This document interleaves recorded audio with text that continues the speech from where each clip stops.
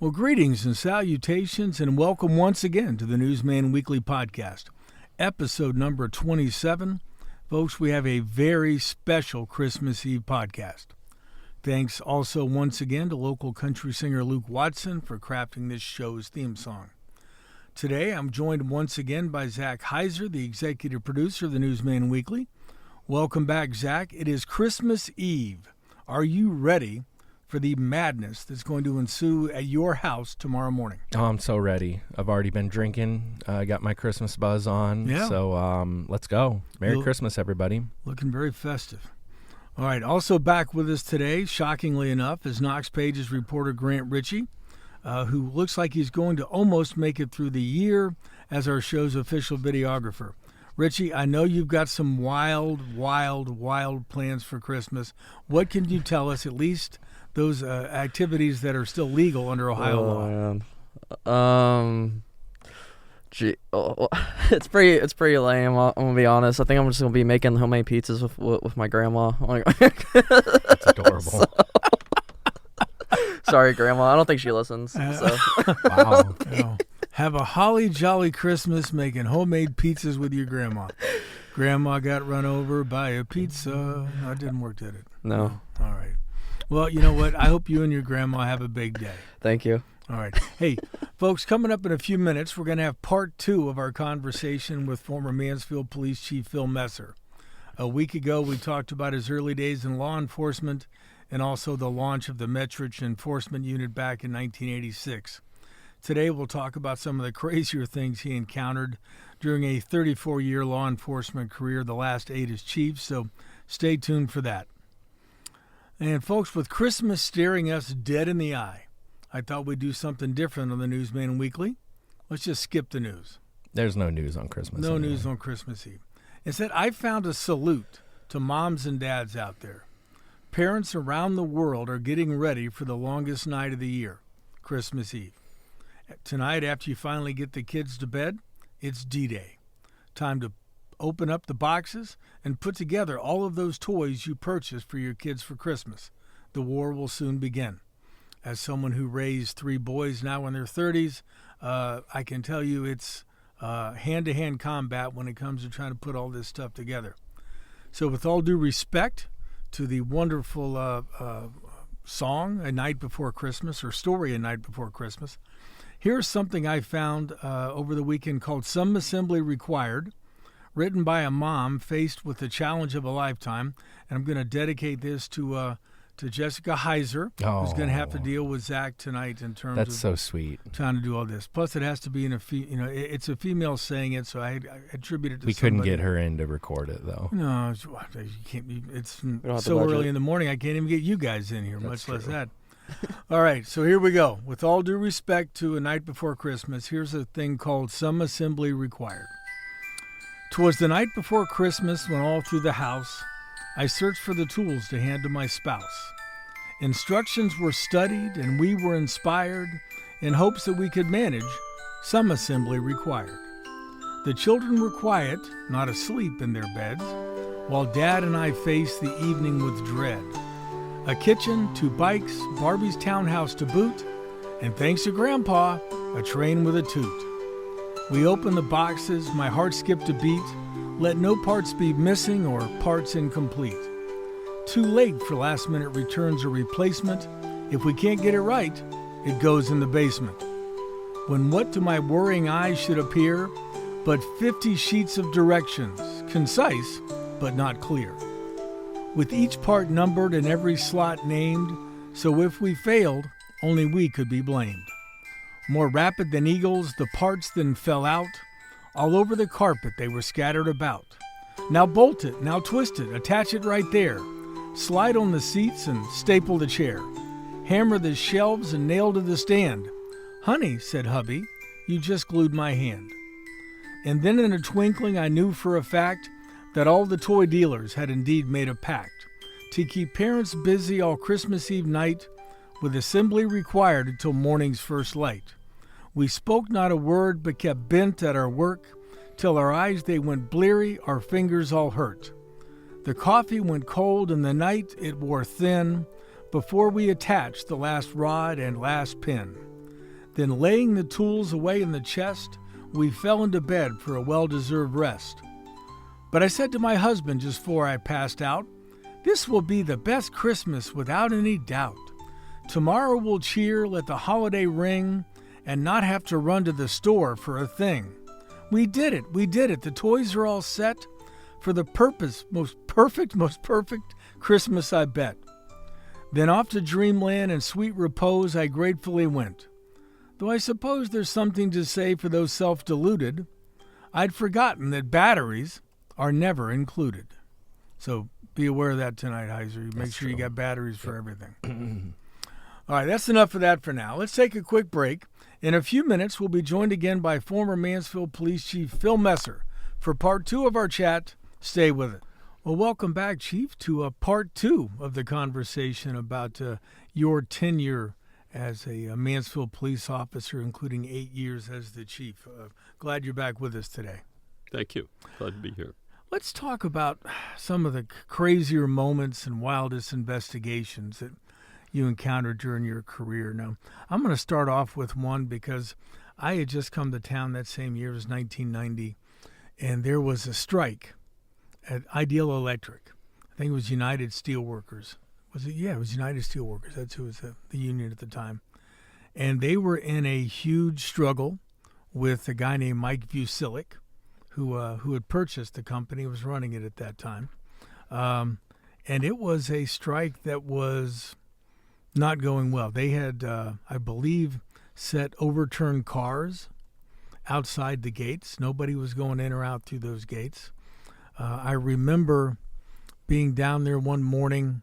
I think there was a house that somebody had rented, and there were like, was it Molotov cocktails of some sort that were inside this house?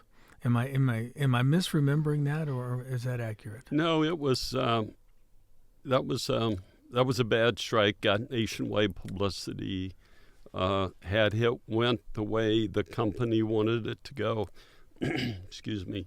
Many of those men and women that worked there, if they didn't lose their jobs, their seniority would have been backdated to 0, so replacement workers would have been senior. There were just a lot of dynamics that I think pushed a lot of good people to things they wouldn't have normally done.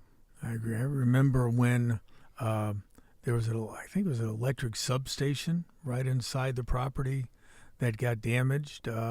And when it got damaged, it set off I remember watching power lines arcing as far away as I could see from the factory. And I think it took out power to a good portion of the city, including the county courthouse and maybe the city building. Yeah, it did. And I think I remember at that time, was it Judge Chilcote that said, you know what, we're going to talk about this. We got to figure something out. So wasn't there a meeting? I think, were you there? I think maybe Mayor Meehan was there. Maybe Mike Vucilic was there. Did Max try to kind of broker some sort of a arrangement where at least this stuff wouldn't go on? He did. He intervened because of the potential for violence, the threats of violence, and some that actually occurred. But he had ordered everyone to the table and tried to get things under control, try to get things calmed down. But they eventually, I think, resolved that strike with the help of maybe a federal mediator. There were some mediators, but that was the famous broom dance for me. That is one of the, and I think it was David Denoma was a photographer at the News Journal and captured one of the funniest pictures you'll ever want to see. Mike Vucilic was out in the parking lot with a broom. I think he was sweeping up stuff, maybe some of the jack rocks that had been tossed in. And what were you trying to do that you ended up straddling Mike Vucilic's broom as he was pushing it? Well, Vucilic was sweeping the broom, and then as I'm talking to people at the scene, a person on the strike line, one of the union members, took the broom like he was going to start sweeping it. Well, out of the corner of my eye, caught the broom. He was going to put the broom behind Mike's feet, pull it forward, and of course, if you remember, Mike was an elderly person. Right. And just before he was able to pull it forward to pull his feet out, I stepped over it and grabbed it so he couldn't move it. And again, the media was in the wrong place at the wrong time, and it became a national photograph. So I just remember it got more and more tense down there as we went along during the summer. At some point, I remember, I'm trying to think back, Mike made it clear that he intended to bring in replacement workers. he did. Because he said, you know what, it's my factory. I've got to make a product. If I can't get these guys to work, I'm going to bring in replacement workers. And that was like going into a weekend or something, getting ready to go into a weekend. And it was whether you or somebody called me and said, hey, out at the airport this weekend, police and sheriff are going to be doing riot training. And I went out to the airport to cover that. And it was the first time I'd ever seen anything like it. It was like guys with shields and helmets and batons. And I mean, what were you thinking at that point in terms of how this might end? Well, we knew there was going to be a flash point, and that was near the deadline when the replacement workers would come in. And we had asked for mutual aid, and I think we had 250 officers had arrived to help us on this particular morning. And they were actually practicing. We had never trained for riot control in Mansfield or Richland County. We did have help from larger agencies like the Highway Patrol that, helped us prepare for that. But after we deployed, then I'll never forget the morning they were going to bring the buses in with the replacement workers. That's the morning you referred to that. And it wasn't just the Ideal Electric employees that were on strike. They received support from every union in Central Ohio practically. I remember there's a lot of United Auto Workers folks Absolutely. were down there in support. Yep. Any, as they referred to, a brother in a union showed up. So those cars were turned over. I believe they were set on fire. The buses were on the way, and then I was the strike coordinator on the scene. I would meet with the company on a regular basis, would meet with union leaders to try to create as much peace as you could under the circumstances. But then I called law enforcement to stop the buses. And of course, I think that could have been a very dangerous situation to try to bring them in under the circumstances in the situation that had developed.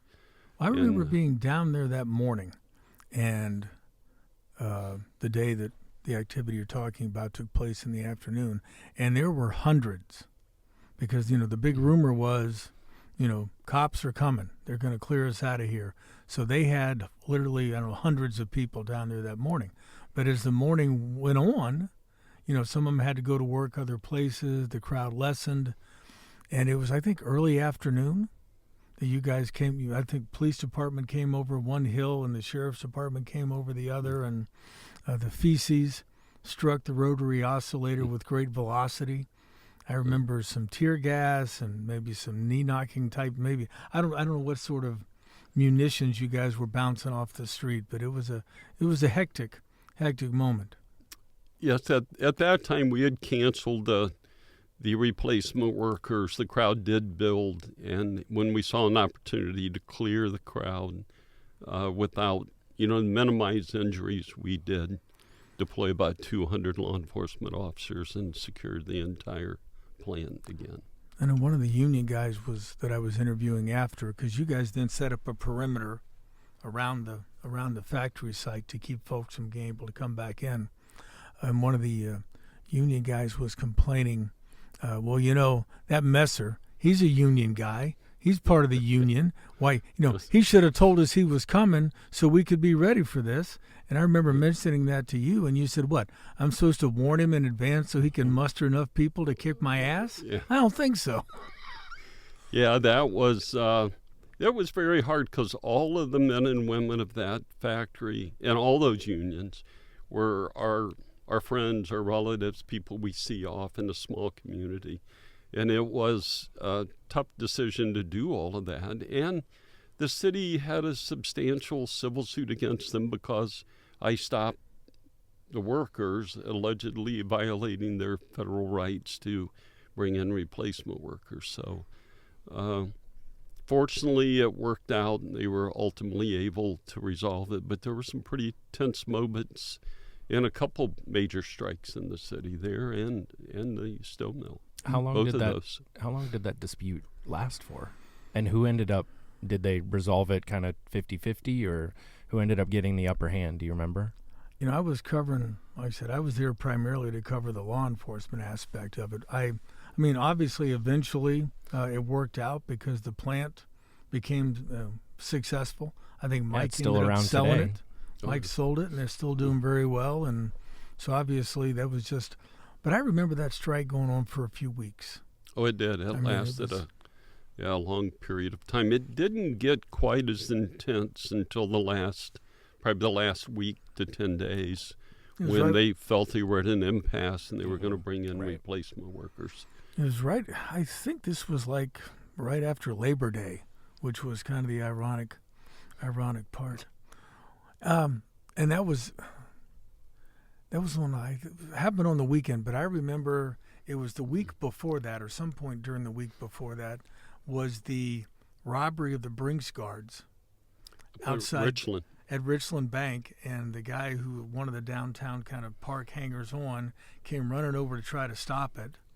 And the guys who were robbing the Brinks guards shot and killed him, and fortunately they were caught before they got too far out of town. But that particular story came like the day after you guys had done liquor raids, and then Ideal Electric was within the next week. It's one of those weeks. It's like, as a cops and courts reporter, I'm like, you guys are wearing me out. Can we just, there was a lot. maybe one of these things every other? Those things seem to pile up when they. Yeah, they do, and it's a pretty good sized city, and just because there's a strike going on doesn't mean all the other issues and complexities of crime and law enforcement and all those things continue. You know, we were talking last week about one of your cohorts, J.J. Goldsmith, and I remember when, I think it was the two of you sitting in a car listening to a confidential informant make like the last buy off of this suspect that you were going to be making. Your informant's wearing a wire, and you're listening to the conversation, and talk about what happened that kind of sent that whole thing sideways, and how did you guys react? Well, it was out off of North Main Street on Harker. I remember that one well, because when law enforcement's doing things, they take precautions to, if certain words are said or if certain things occur, we know something's happened. Somebody saw a gun, or there's just various things that occur during those investigations. So the informant at the time gave us the code that they felt the bad guy knew they were an informant and something bad was going to happen, because we knew at the time the informant was armed. Right. And there were guns in the house. So, and the plan that night was just to make the buy. The plan was not to arrest them that night. It was going to be 20 minutes in and out and back home. And oftentimes that doesn't happen. But so then we had to order a raid on the house. You always plan for something to go bad in case it does. So we charged the house. If I remember right, JJ's car wouldn't start. The battery went dead on it. So it's just one of those things. If it can go bad, it will go bad. His car wouldn't start. And but anyway, we ended up reaching the house. We got the informant out safe, made the arrests, then had a conversation about the car. Yeah. Was it his car, or was it a city car? It was a city car. Yeah, obviously it was a city car. But JJ, guys like JJ, J.M. Wendling, J.B. Bond, of course, Mike Bam, and I mean, just the cast of characters that worked on those specialized units back then and even today they're some of the best. That's how they get out there. But there's certainly a lot of memories there. I remember that. I'm pretty sure it was that same summer of 90 or maybe 91. I'm not sure. But I was talking to you guys, and I think it was Mike Bauman that said, "Hey, what are you doing tonight?" It's like a Friday. And I said, "I'm not doing nothing that I know of," because we're going to go shagging. You want to come? I'm like, okay, well, I don't know exactly what that means, but yeah, let's go do some of that. So we had like 2 cars of you and Mike and JJ and some other folks. Probably JB Bond was there because I remember he had his dog out that night. And the idea behind shagging, and I think you said when we were talking earlier, this is more of some version of stop and frisk, where you go up to people that in a suspected high crime area. Well, the idea here is these unmarked cars pull up to a group of people, and if anybody runs, then you chase them, because the odds are they might be holding some sort of dope or anything. And as Boomer would tell me at the time, he's like, look, if we're not, it's a slow night, we're not doing any buys or any undercover stuff, so let's go out and earn our money. And this group of people, guys jumped out of their cars. There's several guys ran. And I remember you tackled one of them and had him on the ground. And to your right, I think it's your peripheral vision, you saw somebody moving quickly to your right, and you pulled your gun out and said, freeze, and that person stopped. And then somebody to your left was going, and you turned and said, halt. And all 3 of these people are now stopped. And I remember standing there, again, with my reporter's notebook going, what are you going to do now? Now what do you do? Now what are you going to do? You got 3 of them, and you only got 1 gun and 2 hands. And everybody else has run off chasing people. But sometimes you don't think those situations through real well. What did you do? Do you remember? I think I had them all get down on the ground, and they did. They complied. They did. And usually, in a case like that, they may have drugs on them. More often crack back then than anything, or firearms. Yeah.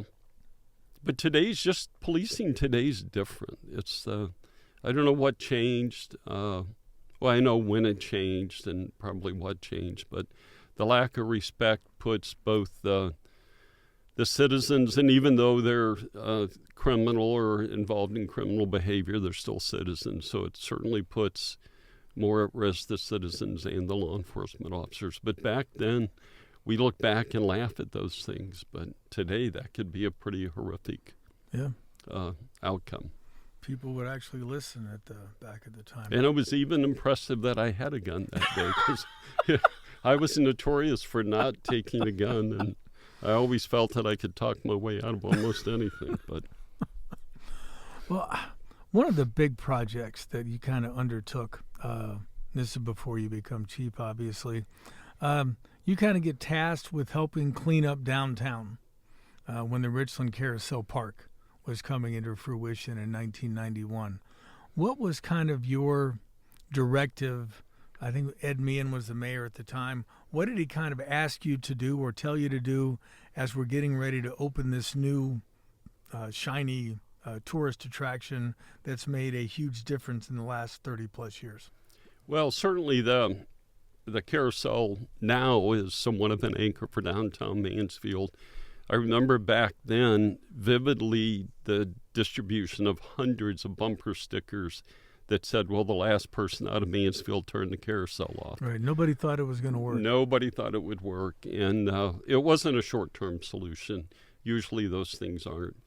But back then, Mansfield had a lot of bars, very active bars downtown. We had a prostitution problem. I know the joke was the city was putting a lot of money in what they called the streetscape to prep for that. I think they passed some kind of legislation that helped eliminate a lot of the bars that I think 51% of your revenue had to be food sales, not just liquor. And there was always jokes about, the prostitutes are going to love this streetscape because the lighting's going to make them look a lot better. So we kind of approached it, and Ed Meehan and Bud Fisher were 2 guys in leadership that just wanted to get it done. We don't want to know how the hot dog's made. We just want the hot dog. Yeah. But we did a weed seed approach, so we just really cracked down on a lot of little things. We did a lot of prostitution undercover, not only going after the prostitutes, but more importantly, went after the Johns. And that didn't really take that long to clean up. But you always look at the old, it's called the broken windows theory. If you have 100 windows and one breaks, you repair it, most likely no more get broken. If you let the one go, a lot of windows usually get broken. It's the same way with, small things can have big outcomes, and it's how they changed the Short North in Columbus. It's how they changed Times Square. They started taking care of the homeless people, the drunks on the sidewalks, the prostitution, and the outcomes were very positive. And it worked in Mansfield, too. It just takes a little bit longer. I remember one of the places that needed to be cleaned out. There was a massage parlor on 4th Street that I think you guys had some informants and telling you what was going on inside, enough to build a case where you could do a search warrant. And one of those back in the day when I went in after you guys had secured the place, and I think it was the woman who owned it, was demanding from either you or I think it was JJ, what am I doing differently now that I haven't been doing for 20 years? And JJ looked at her and said, well, you're in violation of the mayor's new pony law. You can't operate a brothel 100 yards of his new carousel. And it was funny. There was the women that were working there, none of them could speak English. But you guys brought along some guy from the Immigration Service. And he holds up his badge and says, okay, let's see the green cards. And suddenly everyone could speak some form of English. Right. No, that's... And, all of those massage parlors back then, I should say, were engaged in prostitution. Many of these women were brought here and abused and it's human trafficking. It's human trafficking, right? At its purest form. So we began to investigate those types of businesses as soon as they opened. But all of that was toward the goal of changing how people viewed your downtown city, downtown Mansfield. Think about Short North in Columbus, how bad that was. That used to be lined with strip clubs and gambling clubs and all kinds of things. Well, people that weren't here maybe in the 80s, early 90s, or especially late 80s, early 90s, who come down now to go to relax or go to the Brickyard for Final Friday, they have no idea what that hellhole once was, what that used to be. You would not have gone into that part of town in the evening unless you were looking for a prostitute, drugs, or to hang out in a dive bar. That's only, it was not a safe place to be. And people who talk about, well, there's no progress in this town. I'll take you back 35 years in time, and we'll go stand in the Brickyard that exists today, and then you tell me there's no progress. Right.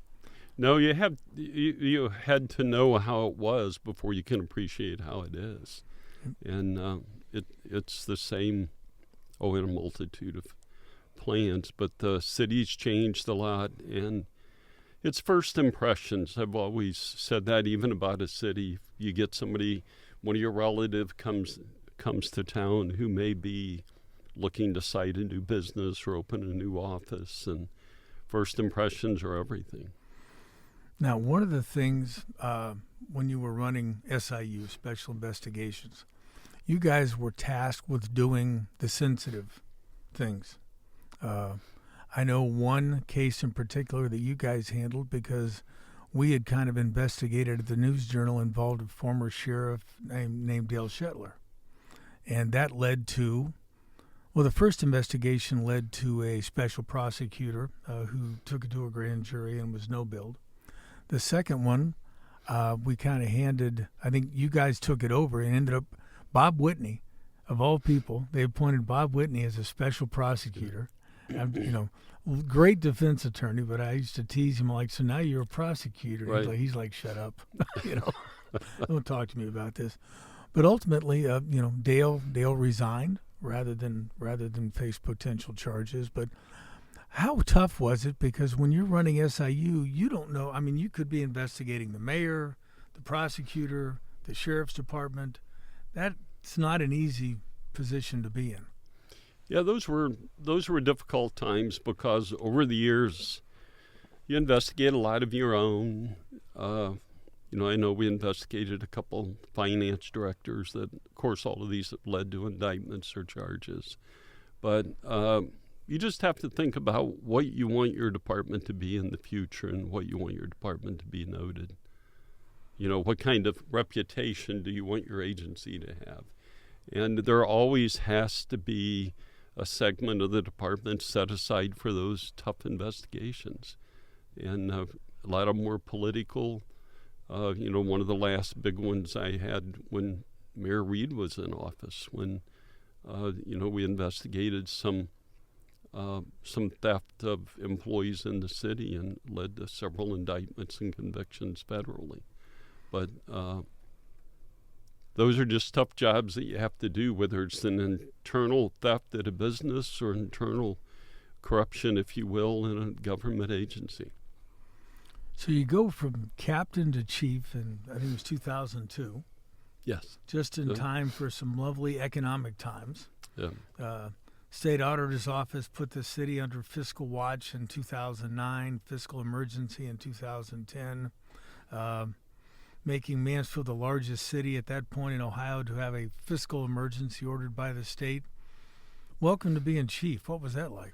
Well, Lydia Reed was the mayor when I was appointed chief, and I'll never forget her calling me up and saying, you're my selection for chief, and there's something I really need to tell you that's not out yet. And she said, we're in, of course, with the downturn for the entire country began.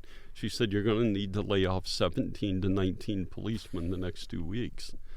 So that's certainly not news you want, and you don't want to start your career off like that. But we were able to work through it. We recovered from that era of the economic downturn only to have it hit again, which led to the fiscal emergency. And we went into fiscal emergency. I had just retired and was director of public safety at the time. So I was very involved in helping to write that recovery plan and help pulling us out. But it's good news, bad news. Good news is you're going to be our chief. The bad news is go tell people you're leading, you're laying them off. So it was some pretty tough times. But again, the department was pretty resilient. I took time to meet with everybody, explain to them what I was doing to try to get them back to work, how we were going to do it. Just one of those highs and lows of a career. Yeah. So you're working now, at least I think it's part-time of something for the municipal court. What are you primarily doing? And are you still splitting time between like Ohio and Florida as much as you can?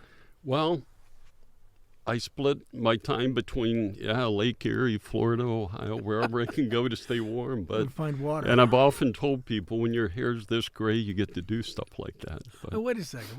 Or just bald. But my hair's gray, of course, because guys like you. But no, I work for the courts now. Actually, I'm paid through a grant through the state, but I help with specialized dockets, all of which were started by the late Judge Ault.